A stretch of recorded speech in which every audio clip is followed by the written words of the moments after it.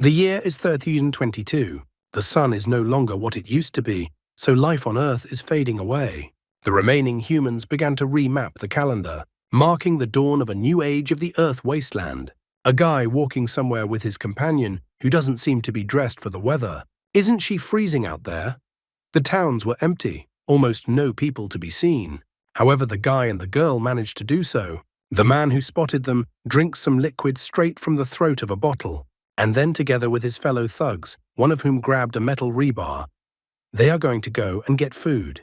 The girl notices that there is someone near them. She notices that 3 people are located on one side of them, and also 5 people are located on the other side, and they are all adults.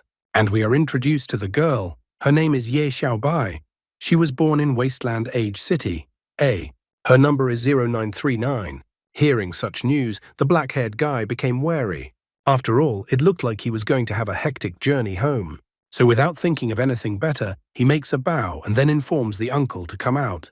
That he and his sister are very weak. That his sister has no abilities whatsoever, and she just noticed them. The guy's name is Ye Fei. His number is 0938. He informs them that he doesn't have any powers either, so he advises the company of men not to hide. It turns out they've known each other for a long time. The man even says he didn't expect to see him here. But Ye Fei reminds him that the man robs him every day. So how could he not know they would meet like this? Last time they stole noodles near Ye Fei's house, and this time the man has him stalked even after Ye Fei changed his path. The man, on the other hand, doesn't feel anything bad about this event. After all, he has many brothers, and he can't do anything about it because he needs to feed them. Since the world has stopped, there are no supplies, and everything that could be looted has already been looted. There are only a few secluded corners that only the young can get into, such as Ye Fei.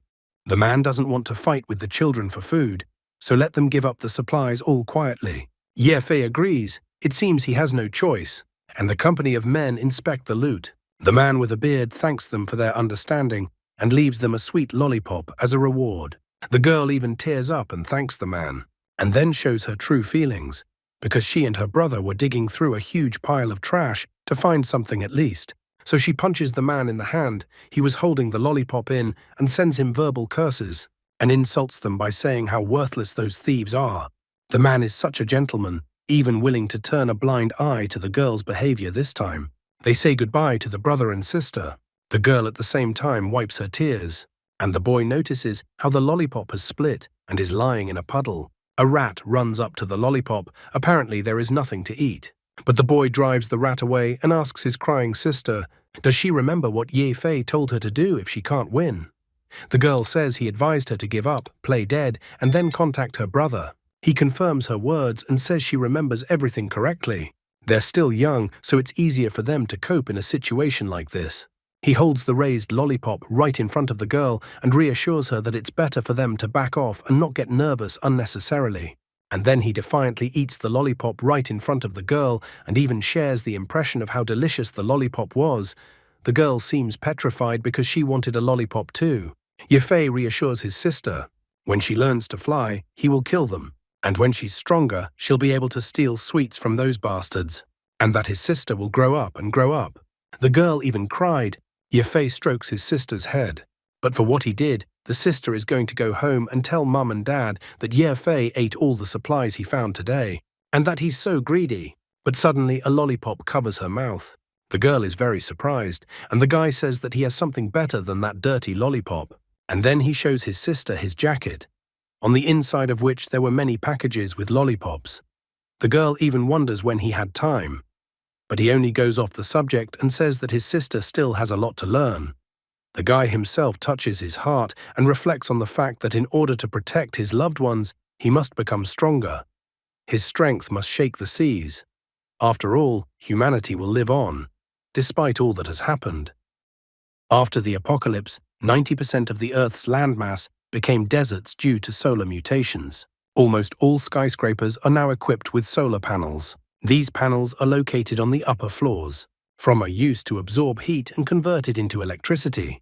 As reported by the news anchor, the enforcers have recently transformed the last 26 world metropolitan cities. All these 26 cities have been greatly transformed. Enforcers came to be called people who came from the poorest strata of society. but these people were able to awaken their powers. Everything happened quite suddenly. Enforcers came from ordinary people. The girl is excited to hear what she heard on the news. Except Ye Fei strongly dislikes his sister's reaction. Can his sister really believe the news and worship some enforcers? After saying that, a horrible memory came over the girl. The other day she saw one of the enforcers turn into a large lizard. To her it seemed so horrible. She thinks about how nowadays people are willing to rob their relatives to get some money to live on. And they've had this kind of situation happen to them before.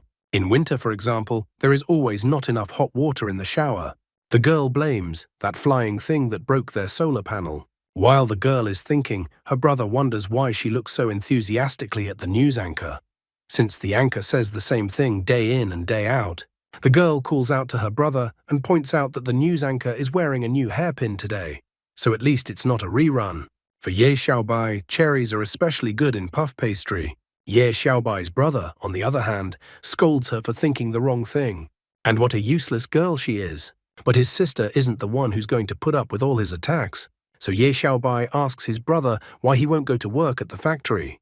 After all, from mum and dad work so hard every day, but at the same time get very little. But the guy cuts off his sister's exclamations, stating that she just doesn't know anything. Although the look on the guy's face at this point is that he wanted to get away from this topic of conversation as soon as possible. In addition, he informs her that if she continues to meddle in the affairs of adults, he will ask to punish his sister. Suddenly, as if the wind rushes from behind and grabs the girl by her clothes, appearing behind her back a guy with a helmet on his head. He grabs the girl by the head and ponders the fact that at such a young age they are already talking so much about the enforcer team. After that, it would make sense to take the girl away and teach her a good lesson. The boy realizes that he needs to act differently. He praises the older man and what cool skills he has. That when he grows up, he wants to be like the older man too. So he asks to let his stupid sister go because they need to go home. They have a 50-year-old father at home who wants his son to become an enforcer like the older one. The enforcer thinks Ye Fei is a good boy, so he decides to let them go. Ye Fei graces the enforcer for letting the stupid little sister go, and that Ye Fei, when he gets home, he will be sure to punish her himself. Ye Fei throws her sister on her back, says a polite goodbye to the enforcer, and runs off. Once they have escaped as far away as possible, Ye Fei asks her sister not to say any more stupid things on the street. She should also gather supplies and go home, not lingering anywhere along the way. His sister doesn't seem to understand or accept his concern in such an uncomplicated world, thinking his brother is such a bore, complaining about the girl every day while he himself watches that anchorwoman on TV every day. She thinks the enforcer who grabbed her is a big monster. The enforcer seemed so scary to the girl that she barely restrained herself from crying. And anyway, her brother treats her so badly that she will tell her parents everything. The girl will tell her mom and dad everything so that they will punish their son properly for such behavior. Ye Fei covers her sister's mouth and asks her to calm down. Their mum and dad will be back from work soon, and he will feel bad when they see their daughter's tears. Ye Xiaobai is too brash, so she declares that one lollipop won't solve anything. The brother has to be unthinkably generous and offer the girl 3 lollipops. But Ye Xiaobai refuses the offer and declares that 100 lollipops will not be enough for the guy. She's going to tell her father to punish her brother. Put a like if you had a little brother or little sister like this too. And after that, they decide to go inside the house. In his thoughts, Ye Xiaobai ponders how the brother should think about how to make amends. Let him not even try to trick the girl with food and drinks. She won't eat it. Mom and dad will be home soon, so the brother has exactly 15 minutes. She shows all her chutzpah, sits down on the couch, hugs a pillow and says that her brother has exactly 15 minutes and that his time is draining away like sand. The guy seems to have no choice and starts flattering her, saying what a light-skinned, green-eyed, beautiful girl, the dearest and most affectionate sister in the world. He asks to be told what he can give the girl so she won't complain to her parents. If she doesn't cry, the brother will give her anything she wants. He seems to be succeeding, judging by her red cheeks. However, the girl pushes him away and doesn't even let him hope to placate her. Then she decides to tell him her little secret. The other day, she accidentally peeks into her brother's room and learns that he can fly, that he can make tables and chairs fly, even make fire. The girl asks her brother to teach her how to do this. Ye Fei doesn't seem too pleased. He wonders when his sister saw it and if anyone else has seen it. The girl tells him that it was at night when she went to the bathroom. No one saw anything but her. Sister knows that all people with flying abilities are taken away by the enforcers, so she didn't say anything. It wasn't such bad information. Ye Fei then wonders to his sister what the point of him from her training is. The girl straight up got all fired up at the idea. If she learns this skill, they won't have to be afraid of bad guys anymore. But Ye Fei shuts down her argument by saying that bad guys are always stronger than good guys, so it's useless for the girl to learn, and it's no reason to learn. Then Ye Xiaobai says, with a pitying look, that she can protect mom and dad when she learns this skill. But here too, the guy cuts off the girl's musings. Mom and dad are decent people who live their lives. They will never complain even when they are bullied. Therefore, the best defense for a person is to not interfere in their personal life. Ye Xiaobai pouted at this answer and then declared that if her brother doesn't teach her, she will learn from someone else, since the enforcers are in the business of teaching children. But here too, the brother parries this answer. After all, no one can teach the girl except him. This is all because Ye Fei is the only immortal in this world. Ye Xiaobai asks her new teacher to tell her everything. The brother agrees and explains for us and the girl that currently, thanks to the solar mutation, so many people have gained strength. He even, like a true teacher, prepared suitable illustrations for the explanation. Did he spend all night preparing for this moment? Some people's physical characteristics were greatly improved. Such people were called strongmen. Other articles have strange abilities such as invisibility and flight, and they are known as tricksters. And some people all became more and more like animals and became known as reborn. Ye Fei, on the other hand, calls himself an immortal cultivator. He possesses 3 abilities at once. His sister, on the other hand, admires him and calls him a flying dog with well-developed limbs. He is not really satisfied with such a description. Ye Xiaobai, following his brother, also wants to practice immortality. I wonder if she will be able to become immortal or if her life will end sooner. Ye Fei asks her sister to give her a reason why she also wants to practice immortality, because she can't start doing it until she gives a reason. Making an innocent expression, Ye Xiaobai decided to ask Ye Fei why he is cultivating immortality. Slightly surprised by such a question, Ye Fei still decided to answer. He doesn't want to run away from enemies in panic and just wants to live normally. He wants to live for the sake of his family. Ye Xiaobai is such a fox, she instantly copied her brother's reason. She stated that she wants to become as strong as her brother. She doesn't want to be a burden to her brother. She wants them to work together as a team. The girl was going about her business, or perhaps home, and suddenly a mirage appeared in front of her eyes as if she had a vision problem. The girl doesn't have vision problems, but the enforcer, who met the brother and sister earlier, appeared in front of her. A moment later, the enforcer teleported out of the place, and all that was left of him were wisps of energy scattered in the wind. After teleporting to another location, the enforcer in armor told Professor Yang that he had returned. The professor greeted him and asked if he had seen anything interesting. The enforcer reported that he had met a cute child. Professor Yang was greatly surprised, for this was not at all like his usual behavior, so he wondered how a guy could think a kid was cute. The enforcer stops all of the professor's speculation and informs him that they are not talking about the same thing. Especially this time, enforcer has caught 3, and those 3 are enough for the professor's experiment. Enforcer notices that all these guys are all rodent mutations. They will be perfect for the professor's current project. The professor thanks the guy and then asks him to test what he gave him and put it where it belongs. Suddenly, however, the enforcer notices that one of his rats is missing somewhere. Meanwhile, we head back to the brother and sister's house once again. Ye Fei has forced his sister to sign a piece of paper with her fingerprint, where she confesses that she is Ye Xiaobai. From today, she will become a member of Ye Fei's school and take the path of immortality. She promises that from now on, she will go all out to achieve her goal. She even had to get down on her knees. She swears that she will never disobey her master and will be honest and loyal. She swears to abide by all the rules of the school. She promises that she will not back down from her words. Her pitiful eyes shone as she said this. She could easily talk her brother into it, especially if anything she would tell his parents about all of her brother's joints. Therefore, after stroking his sister's head, he decides that from now on, Ye Xiaobai will become his senior student. However, Ye Fei also knows how to settle his problem with his sister. He assures his sister that as a member of Ye Fei's school, he must always speak only the truth. Now he asks her to tell him about whether she cried today on purpose to frame him. His sister's face immediately showed a grimace where she wished she didn't have to answer this question.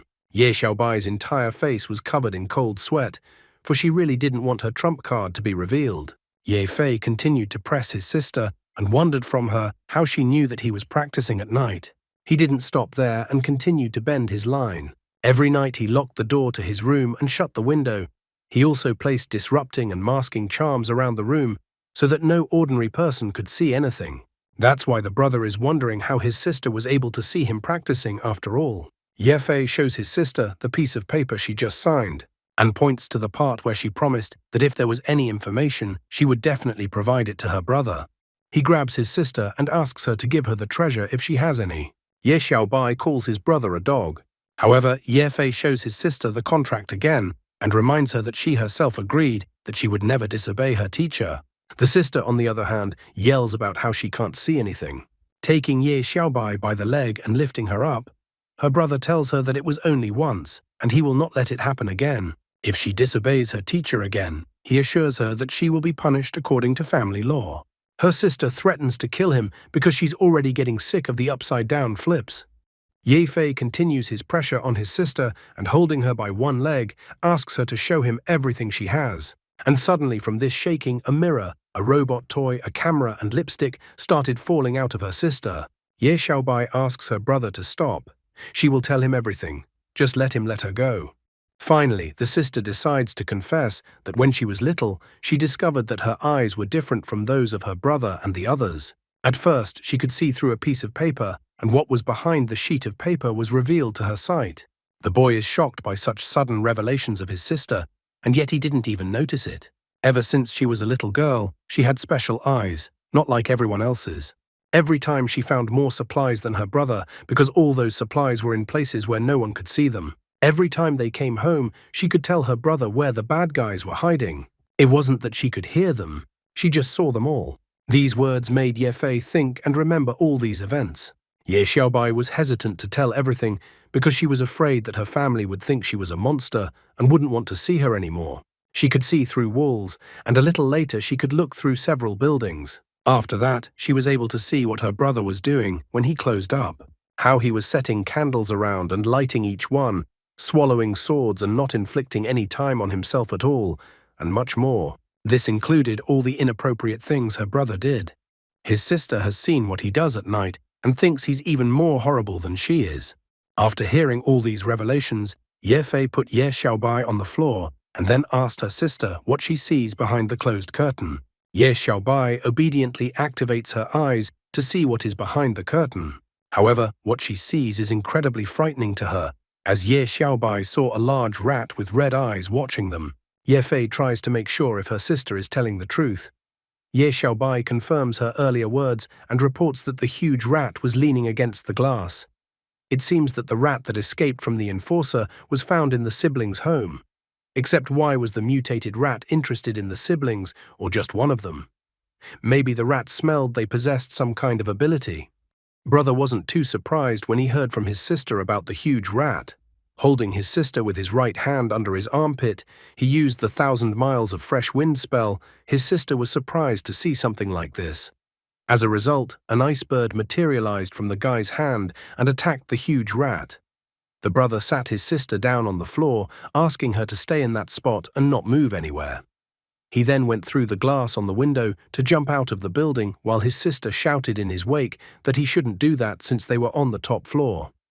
Ye Fei jumped to the roof of the neighboring building where the previously attacked huge rat was already located. His sister still couldn't believe that his brother went through the glass of the window without damaging the glass in any way. On the roof of another building, the guy was already waiting for Master Splinter on steroids. Splinter on steroids asked the guy to stop. He informed him that he had just escaped and knew about the guy's powers. He would actually like to make a deal with the guy. While picking his nose with the little finger of his right hand, Ye Fei asked how the rat knew about his strength. Rat said that he needed to get back to G City, and that would require crossing too many areas controlled by law enforcement. He realized that he definitely couldn't make it back by taking the wild route alone, so he needed the guy to take him back the human way. As he was about to use his new spell, the guy sadly noted that the rat was well aware of his power. The rat, realizing his situation, did not come empty-handed. He stated that if he went back, he could give the guy a top-level beast core. It's a crystallization of the deaths of the first strong mutants in his group. By obtaining this core, the guy would be able to stabilize his current strength. The huge rat's words didn't really convince the guy to help him. His face instantly changed. His right eye was covered in darkness, and then a red, frightening aura appeared from it. In the same instant, the magic in the guy's hands became even brighter. Ye Fei was only worried about one question: how did the rat know about his strength? Being in a rather life-threatening situation, the rat admitted that animals have a premonition instinct. Those of them who have awakened from what humans called the plague. He can foresee danger and sense his natural enemies. His premonition instinct is more developed than most, and he realized at a glance that he couldn't beat the guy. Ye Fei was a little surprised that just for this reason alone, the rat decided that it could negotiate with him and negotiate some kind of deal.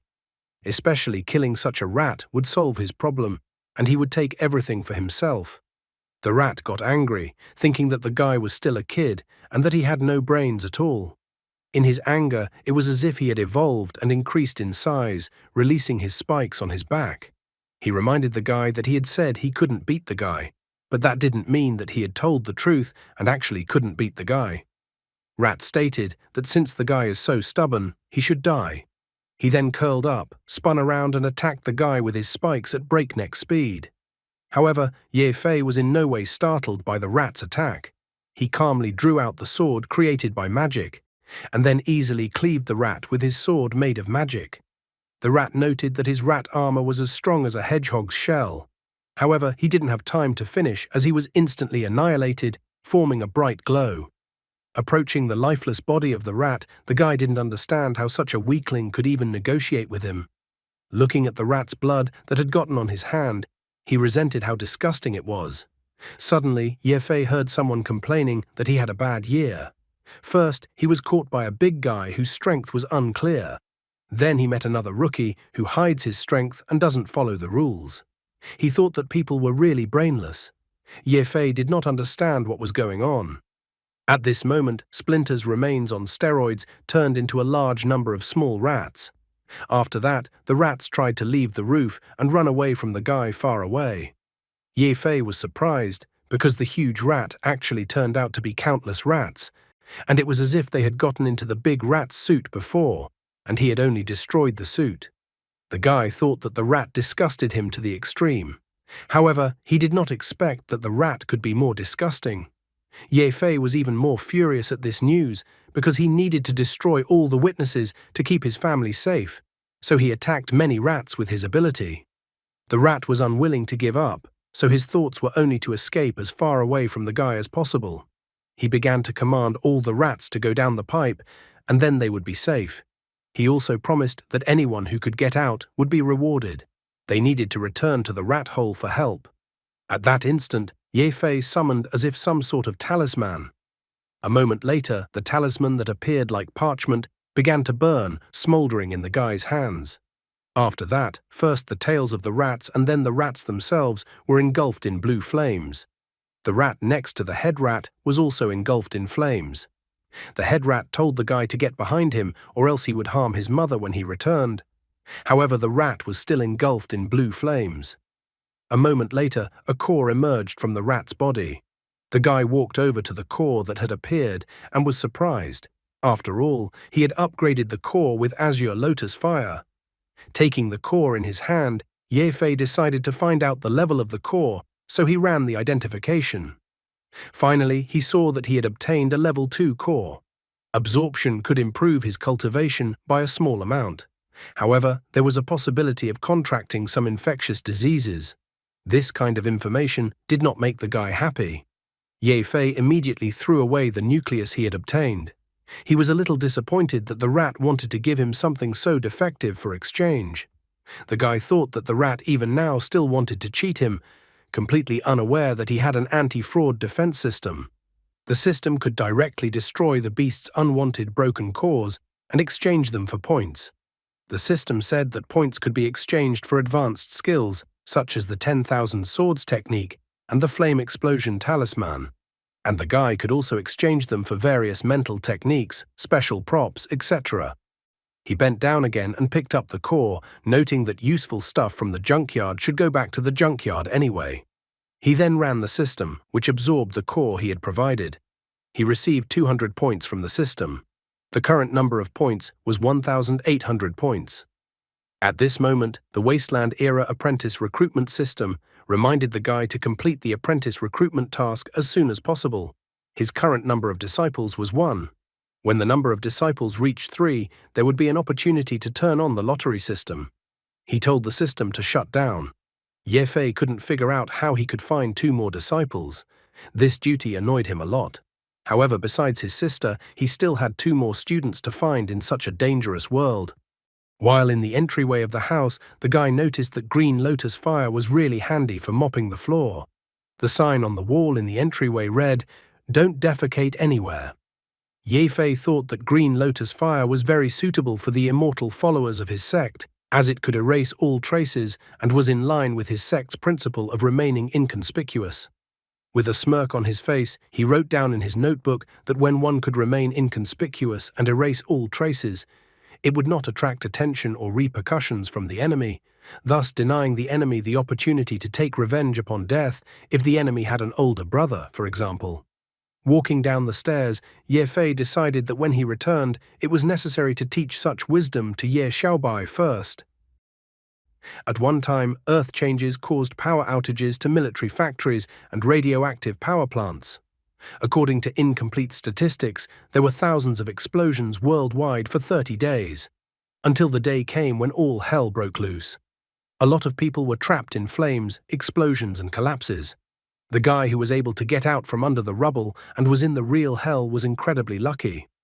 As soon as he got out, he saw a system alert in front of him. The system was congratulating him for awakening the Great Tao refinement system. The guy immediately received a system reward meant for beginners.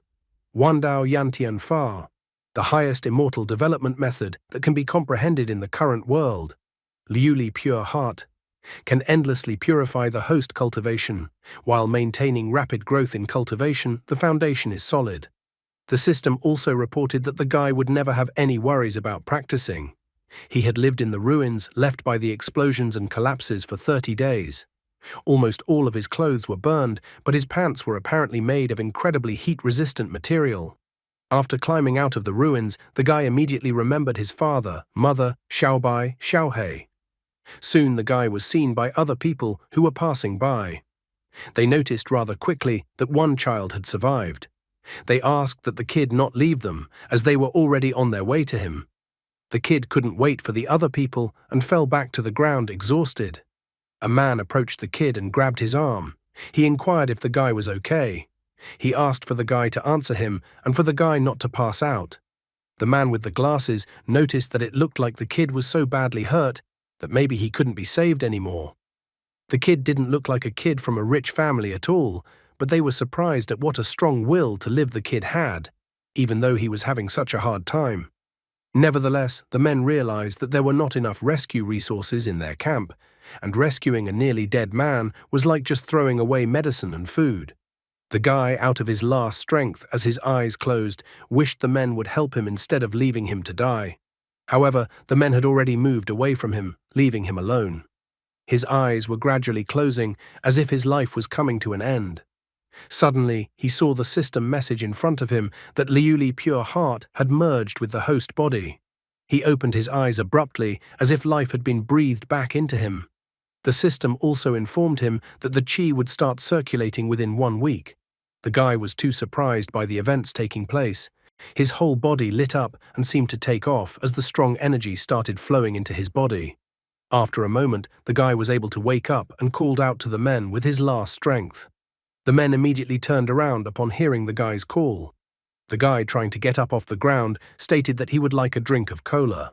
The man was a little surprised when the first thing the guy asked for after coming to his senses was a cola. Other men began to stop him, but the man believed that every child should be given a chance at life. The second man said that law enforcement and the World Health Organization have said privately that those who deserve to live should be saved. The elderly and children do not have the manpower, so they can help with future recovery efforts. The man abruptly turned around, stating that there was no reason to abandon any of the people in their country to their fate. The dark-haired man believed that if they abandoned the purpose and future of the country and nation, they would only restore a world full of hypocrites. He believed that only in such a world they would have to destroy as soon as possible people like the guy in front of them. The blonde-haired man was surprised to hear such harsh words from the dark-haired man. The dark-haired man put his arm around and lifted the guy slightly off the ground.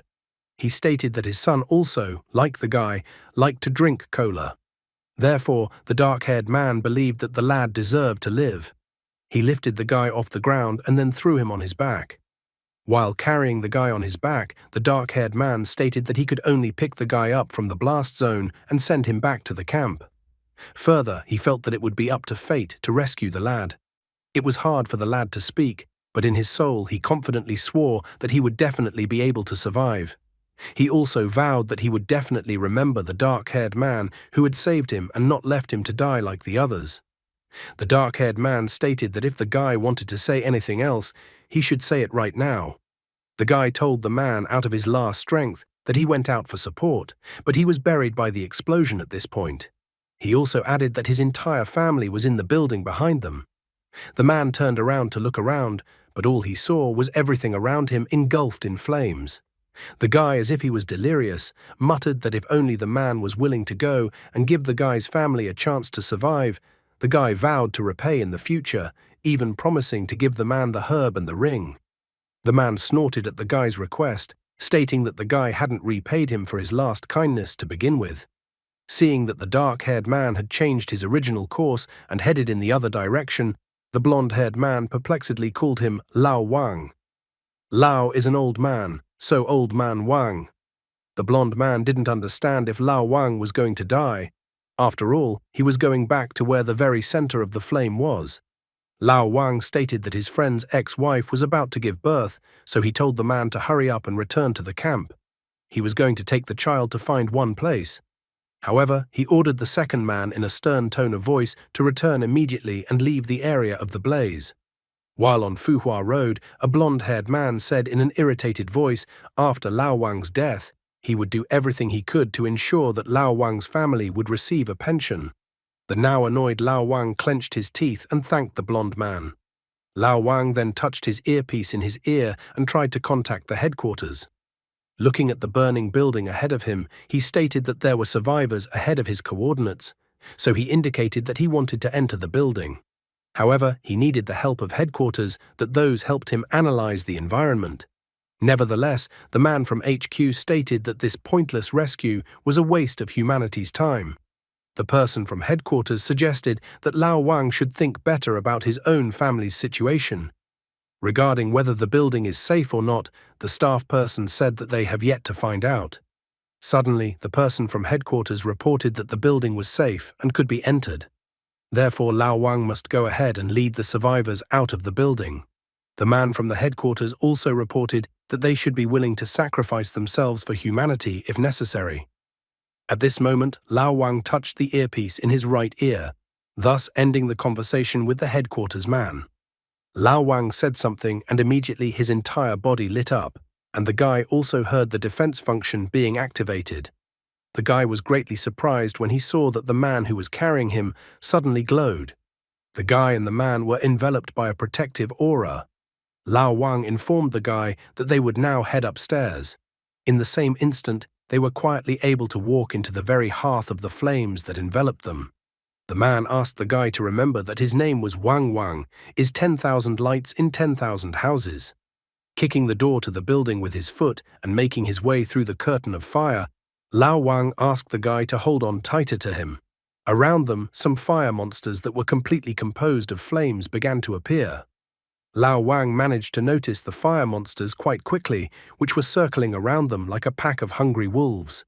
The guy didn't just silently observe, he informed Lao Wang that his family lived on the 6th floor. To reach his family on the 6th floor, one had to climb the stairs in front of them and then turn left. The guy admitted that his family didn't wander around and that his family were pretty honest people, so the guy was confident that his family would stay where they were and wait to be rescued. Lao Wang reassuringly stated that the guy's family was definitely not waiting in vain. Suddenly, the guy and the man were enveloped by an incredibly scalding flame, but nevertheless, Lao Wang shouted at the top of his voice that he had come to save people. Lao Wang continued to search for survivors despite the scalding flames. Suddenly, the guy asked Lao Wang to be careful. It was as if butterflies were fluttering around them, not hindered in the slightest by the flames around them. However, as soon as the butterflies touched the protective aura Lao Wang had created, they immediately fell to the ground, as if they had died just from touching the protective aura Lao Wang had created. The guy didn't understand what was even happening. Lao Wang tried to explain to him that there was a disaster. He also mentioned that some animals had mutated due to the solar anomaly and now had supernatural abilities. With a rather sad look, Lao Wang said that this is the only reason why the staff member informed him that he should be willing to sacrifice himself for the sake of humanity. After all, the staff member wants Lao Wang to trade his life to get information about the beast. The guy didn't understand why then the staff member just didn't directly tell Lao Wang this. Lao Wang had to explain to the guy that the headquarters people thought that if they told him the true purpose, then he wouldn't dare to enter the building, and thus they wouldn't get the information they needed. Lao Wang thought that the people at headquarters naively thought that he did not understand the scale of the disaster. Lao Wang understood very well that the people from the headquarters didn't care when ordinary people or some soldier died. At this moment, Lao Wang and the guy noticed something strange that they wished they hadn't seen under any circumstances. And that's all for today. Thank you very much for watching the video. If you would like to see a sequel, please like, subscribe to the channel, and leave your wishes in the comments. You can also subscribe to Telegram to know about new videos. Bye everybody.